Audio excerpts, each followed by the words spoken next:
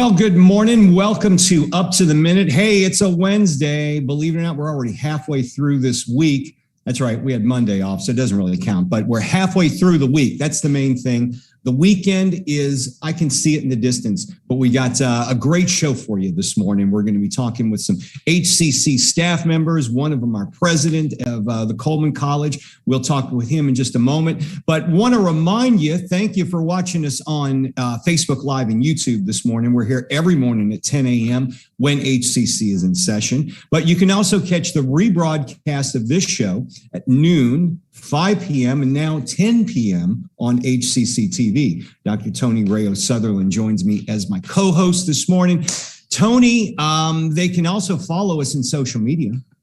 Yes, just look for Houston Community College District, not just HCC, Houston Community College District.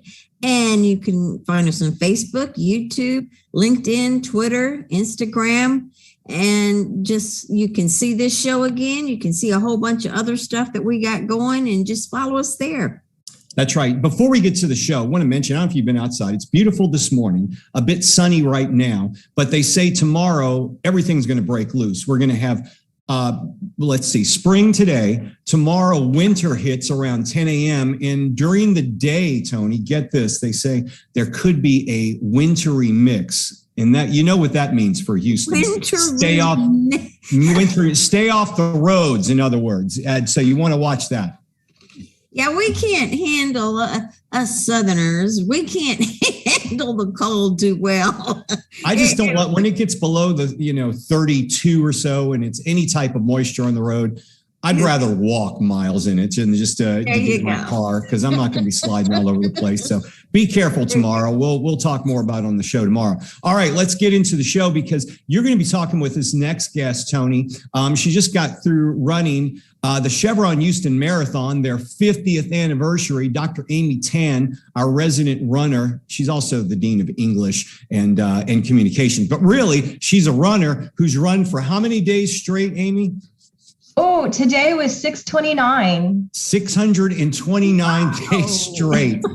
Since the pandemic, Amy has been running. So, so Amy, congratulations on finishing the marathon. It was good to see you out there on the course, and we look forward to hearing about your experience in a few moments.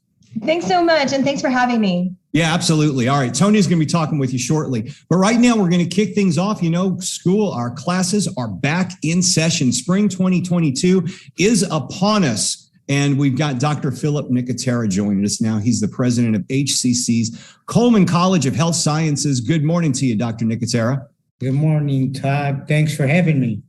Yeah, thanks for being here. I know on New Year's Eve, the chancellor sent out a notice because of Omicron. We were somewhat changing our operational plan to keep people safe, especially while this peak is hopefully getting over with. But tell us how things are going at Coleman, because I know you guys are a bit different. Of course, you're all health professionals and training health professionals. So your classes, I imagine, how are they looking? Are you doing some online, some in person? How is that working? Well, that's correct.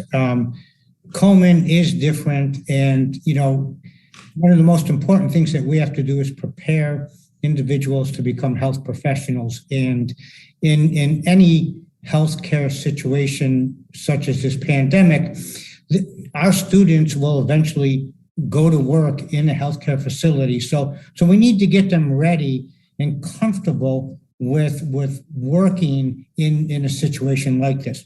So you're right, Coleman, our classes are mainly in person. We do have some online classes where the didactic part is online, but we're doing all of our hands-on on campus. And so we started on Tuesday, the first day of classes, and we brought students on campus. But just to go back more than a year and a half ago, Coleman has brought students back on campus since August of 2020.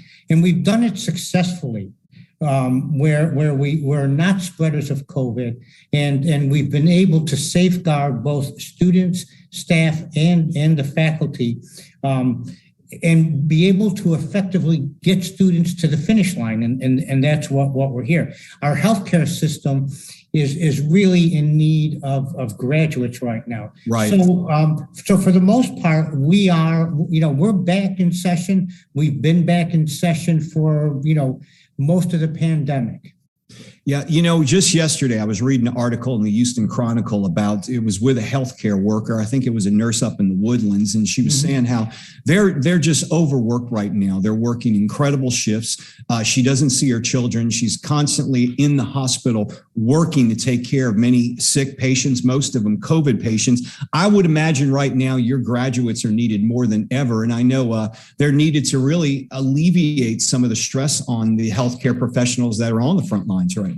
Yeah, that's absolutely correct. One of the things that we are seeing right now during this period of time is that many current healthcare workers are taking traveling positions. Yeah.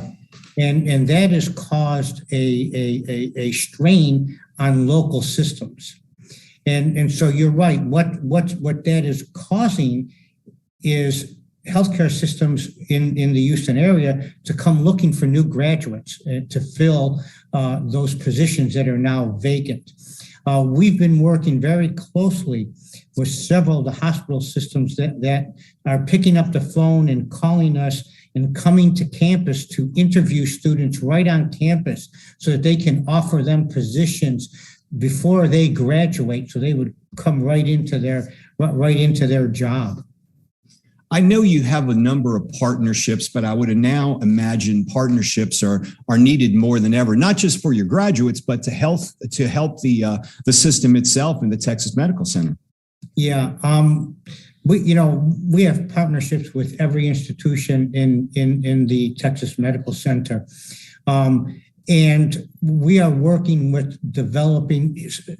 At times, there are special needs by our partners, meaning that they would like to train either current employees or reskill current employees. And so, for example, we have been working with the Harris Center to retrain some of their employees to become medical assistants to fill that gap. That's been very successful. And now Harris County Health System has come to us wanting us to do the same thing. So that's just one example of some of the different things that we can do with our partners.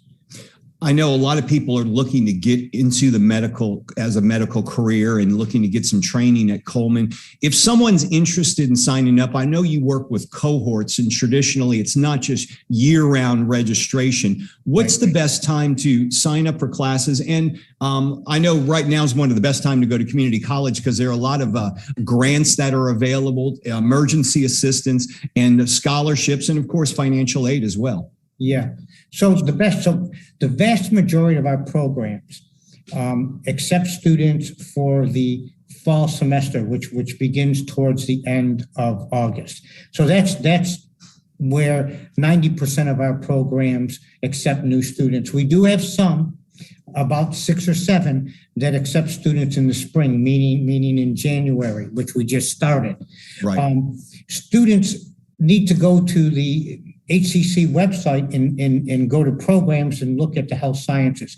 Each program has an admission guide, and there's a timeline in which you need to put your application and materials in. So it's a more complex process than just signing up for classes. So you have to apply to each individual program. You will have to undergo a background check. You have to submit immunizations. You'll have to do a drug test. You'll have to do CPR training before you can be qualified to try to enter one of our programs.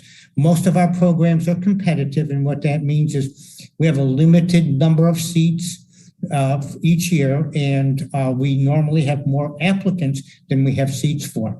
Now, regarding financial aid and scholarships, there's plenty of financial aid if you qualify, and we're happy. Our student services area is really there to help with financial aid, but we also have some good relationships for scholarships. So right now, one of the good scholarship partners we have is with the Marvy Finger Foundation, and they are supplying scholarships to students for almost all of our programs. And students can contact our student services department, come to Coleman and contact and visit with us, and we can guide you in the right direction. I'm going to give you a nice, interesting little program that happened. So Memorial Hermann Hospital System has been in a great need for sterile processing technicians, in which Coleman has a program. So back in November, just right around Thanksgiving,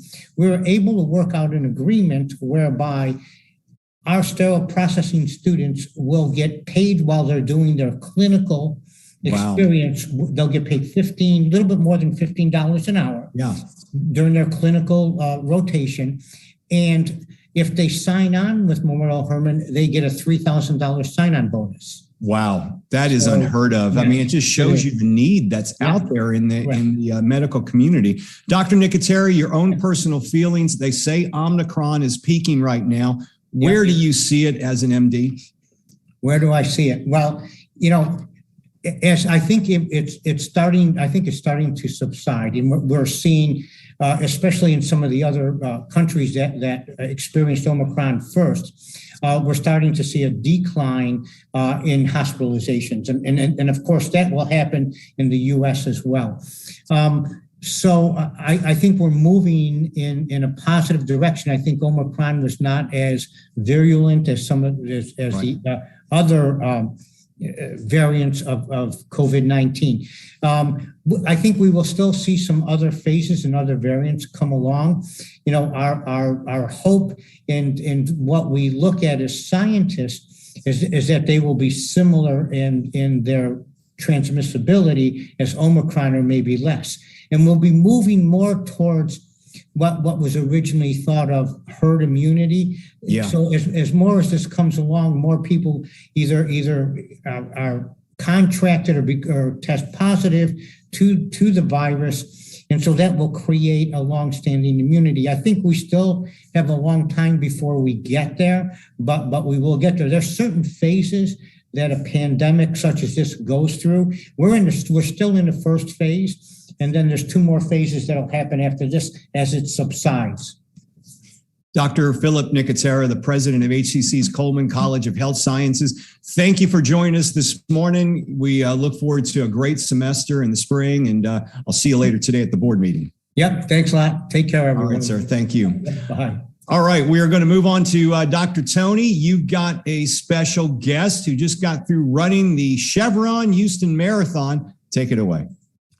Yes, Dr. Amy Tan. She is our Dean of English and Communications here at HCC, but most important right now, she is the finisher in the 2022 Chevron Houston Marathon. Welcome to the show again.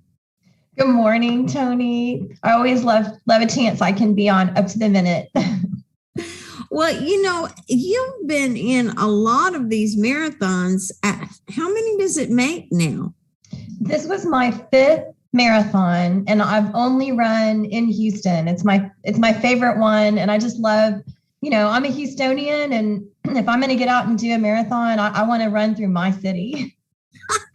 Well, I think last year it was virtual, right? And then this year, how's all that work? It was virtual, of course, because of the pandemic and the crisis. It's hard to bring 33,000 runners, let alone the hundreds of thousands of volunteers and everybody who has to make the race work together. And so what they did is they allowed people to sign up. You would still get your medal, you would still get your finisher shirt, but you would run where you were. And so people all around the world did their Houston Chevron Marathon, and you just got to submit your time on the honor system. But I have to say, it was really cool. They sent us this box, and because it was virtual, you could run all 3 races, which is something you can't do on race day. You can't run the half and the full on race day. So a lot of people dead afterward. Right? At least I would. It would be impossible. But a lot of people got the triple. So they got the 3 medals and a special T-shirt. And that was something that was special and different. So how do you think this is important to the city of Houston, this marathon? Oh, it's so important. It brings in so much tourism money. And I think I heard Mayor Sylvester Turner say that it brings in over $51 million to the city. And that's people coming in. They are coming to hotels. They're using transportation, public transportation. They're going to restaurants, of course, because they need to eat while they're getting ready to race. They'll stay for a couple of days. And I have a lot of networks in the running community, and so many people came to Houston and had such a wonderful experience. They're going to come back again. So it's a really important thing for Houston. And I don't want to forget all of the money that's raised for our charities. Yes, it's a great opportunity to raise money for different charities, your own, whichever charity that you want to support. Now, it takes a lot of people to there's a lot of people there, participants, but it takes a lot, even more people, I think, to make it happen. Tell us a little bit about that. It's just incredible. I think it takes something like 20 people just to set up one water station. And those volunteers are out there. They start at 3:00 in the morning out there filling up the water and the cardboard and stacking it. They stand in a line and they're ready they are holding the cup out there, ready for runners to come by and grab it. They get sloshed with water and Gatorade. And they're still telling you, good job, keep going, you can do this. And that's just one of the ways that people contribute. Of course, there's the packet pickup. There's all of the people who are working security and are, the people along the way who come out to do the hoopla stations where we have the belly dancers. And we have the Elvis is early. He's early in the first couple of miles, the Elvis. And it's things to keep you happy and take your mind off the pain for a few minutes and keep you going. Very entertaining. So entertaining. Well, now, this is something that I wish I could do, but I just know I can't do it. What kind of training does it take to do this type of stuff? I know you and Todd do it all the time. It's like easy peasy, but not for me. Well, so it's not easy peasy. It's not easy peasy. It's funny because in the training, sometimes you're running 50 miles a week, and sometimes that's a 10 or 13 mile run. And then the next day you're only running 6 and you think, oh, that's going to be easy. And it's not, it's still not easy. But I want to say that it is something that anyone can do. And there is a training program out there for anybody who wants to get active. Now, I wouldn't recommend starting with the full, I would start with a 5K and 10K, move up to a half, and then tackle a full. But there are programs out there. A lot of them are located at Memorial Park, but they're all around the city: Cypress, Pearland, Clear Lake, the Woodlands. So you can get involved in your neighborhood. It's really social and super fun. And so, so yes, there's training programs for people who are doing the Ironman like Todd, and who are going for a certain time. And I personally use the Hanson's Marathon, which is who does Linden. She's trained with them for a long time. I think she just recently went out on her own.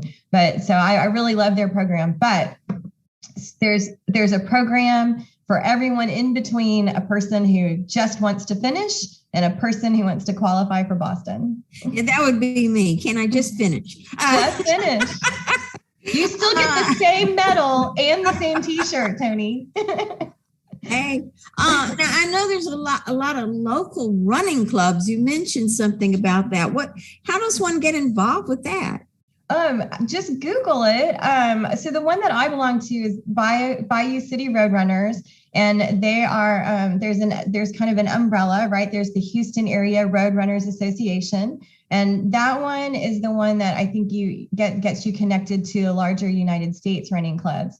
So, but there's so many out there. There's the Houston Striders. And you'll see them, they'll come out with their t-shirts. So everybody who's running on that day, they'll have the same t-shirt, they'll have a special tent along the way, and they'll be looking for their runners to make sure they're doing okay. So again, there's a real social element with the support, and it also keeps you committed, right? Like I like to run in the morning, I like to run outside my front door, but some people, they need that little extra, hey, I'm going to meet this group of people at 5:00 at Memorial Park, and then you will go, because if you don't go, somebody's going to call you and say, where are you?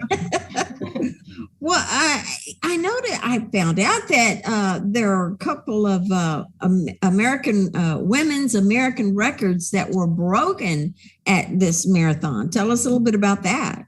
Oh, that was just thrilling. I mean, I was running, so I didn't get to see it, but watching the finishes afterwards and just knowing that I was running the course on that same day is really, really exciting. Sarah Hall broke the American record for the half marathon. And then Kira Jamado, whose story is just so inspiring. First of all, I have to say, everybody's making a big deal about the fact that both these women are 37 and 36. As a woman over the age of 37, I have to say it really is inspiring. And Kira, she had a career, and she had a couple injuries and she kept going. And then when she went to get surgery, her insurance denied her. They said it was a pre-existing condition and they would not pay for it. So she didn't get the surgery that she needed. And so her career went out the window. So she went on, she got married, she became a real estate agent. I mean, she lived her life. And then she got her surgery, and then she started running again. And then she realized she was running 5-minute miles. So, she said, why not? And here she is. She broke the women's American record for the full 2:19:12 here in Houston. And she said in the interview that Houston is now her favorite city. And it was just, I was so excited for all of that. Well, and I read something. Okay, there's legacy. There's what is it, 5 to 9 member or something? What is that? So to be a legacy, you have to run for 10 years. It doesn't have to be consecutive, but I think it has to be the same race. So you have to do 10 of the half marathons or 10 of the fulls, and then you get legacy status. And there's a lot of special things that come with legacy. You have a little special tent at the George R. Brown. You can sign up at any point. Like, there's tiers. So I think we're already sold a tier out of tier 1 for next year. So if you want to sign up for next year, you're going to have to pay the tier 2 pricing. But legacy runners are locked in at that lower price, I think. So they get a special bib, and it's a pretty cool thing to be able to say you've run this marathon for over 10 years. Did you see a lot of people that, I'm sure you saw a lot of people that, but, people from Houston that celebrities, did you see a lot of people there? I didn't see any celebrities on the course, but Lena Hidalgo finished, and she had a fantastic finish time. Excellent. Well, Todd, I can see is just, chomping at the bit to talk to you about this. I mean, that's his thing. Yeah, I mean, it was great to see you. We live right off of between mile 24 and 25, which is right up the last hill that you go under the overpass at Montrose. And that is the toughest hill of the race. Just about everybody walks up it. I think I ran up it one time, but it's hard at that last push, because you're just at that point, you're just like, please let this end soon. And it seems like you're never going to reach the George R. Brown. You're downtown, but you're never going to reach it though. But it was great to see you out on the course. Oh, it was so wonderful to see you, Todd. You gave me a real boost. And, that is the moment where you're telling yourself, I'm never doing this again. Exactly. Like, yeah. Why am I doing why this? did I do this? Why did I do the half? How did this happen? Well, next year, we're going to see you out there on the course. COVID kept us out this year, and I'm still trying to get my strength back with running again. But hopefully next year we'll be out on that course and have a great race again. Definitely. That's what I was thinking when I was running by. I was like, Todd's going to be out there next year. Yeah, I'll be out there hopefully next year, God willing, and our health stays up and we get past this COVID thing. Congratulations on your personal record. What was your again? You were like 407? 4:15. Oh, I wish. 4:15. If I had done a 4:07, I would have been a lot happier. 4:15 is good. That's I'll great. take it. It's Yeah, solid. that's great. It's just a couple of seconds, right? Yeah, I'd say, yeah, just another extra minute a mile. Just work on that next time. Amy, it's always good to see you. Thanks for being on the show. Congratulations again. Thank you so much. I always enjoy being here. All right, Dr. Amy Thank Tan. you. She's a marathon runner, but she's also our Dean of HCC's English and Communications departments. All right, Amy, we'll see you again sometime. Thank you. Bye-bye. Okay, Tony, we've got a few minutes. I want to just jump on down because we've got something going on. It's a spring convocation, and we need to mention this because HCC spring convocation will be in person, so make sure you save the date. The morning sessions at 10 a.m. on Friday, February the 18th. The afternoon sessions at 2 p.m. Friday, February the 18th as well. It's happening this year at the HCC Central Auditorium, so at the Central College campus. We'll be live streaming, so if you don't feel safe going in person, it will be held in person. We welcome you there, but we understand safety, and you don't feel safe doing that. You are more than welcome to watch the live stream. We'll be live streaming both of those events. Check your emails. They're asking you to register. Go to hccs.edu and check your emails to register for the event. And fast track training is still available too, Tony. Yes, you can complete your short-term training and land some pretty big high demand jobs in construction, healthcare, welding, smart manufacturing, IT, even in cybersecurity. So and if you need money, HCC can help you if you qualify for it. So just go to hccs.edu/fast track and you can quickly get a good job, I think. Yeah, and we'll have that link in our social media post after the show. HCC's spring semester is underway right now, folks. Spring semester is on the way. Second start will start in a couple of weeks, but you can go to hccs.edu/now and register now. Make sure you register today, get the classes you need. When we do return to in-person classes, we're thinking it's going to be early February for most of our classes. They're going to be very small. We'll be practicing social distancing. So make sure you register today for that. Tomorrow on the show, we've got Dr. Zachary Hodges. You know him. He's the president of HCC's Northwest College. And another guest, Tony. Fashion Design Department, Alex Chapman, and a student of his is going to visit us, and they're going to talk about African fabric textile design. Now, that should be very interesting. I can't wait. Very cool. Yeah, that'll be cool. All right, Tony will be back tomorrow. I'll be back. We're live tomorrow, 10 a.m. right here for Up to the Minute.